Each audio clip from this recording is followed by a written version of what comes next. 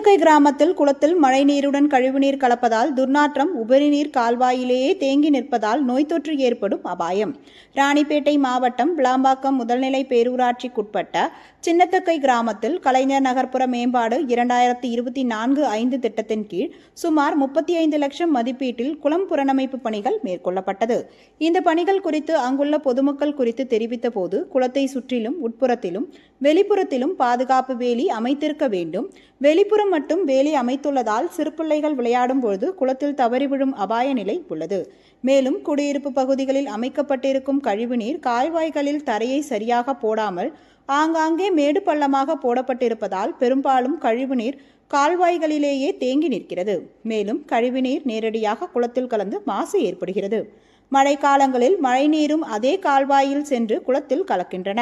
குளம் நிரம்பி உபரிநீர் வெளியேற வழியில்லாததால் தண்ணீர் சென்ற அதே கால்வாயிலேயே திரும்பி வந்து நிரம்பி நிற்கின்றன.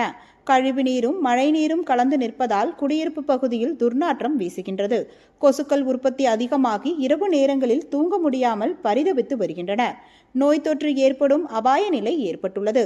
கால்வாய்களில் தண்ணீர் தேங்கி நிற்காமல் முழுமையாக வெளியேறவும் குளத்திலிருந்து உபரிநீர் வெளியேறுவதற்கு வழி செய்ய வேண்டும் என பொதுமக்கள் கோரிக்கை விடுத்து வருகின்றனர்.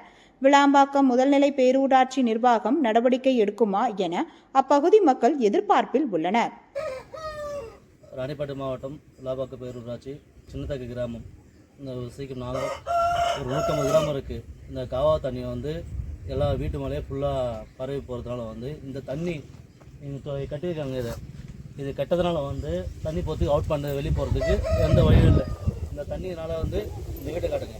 இந்த வீட்டு ஃபுல்லாக தண்ணி இது தேங்குது. இந்த குழா தண்ணி இந்த எல்லா தண்ணியும் இதில் தான் போகணும்.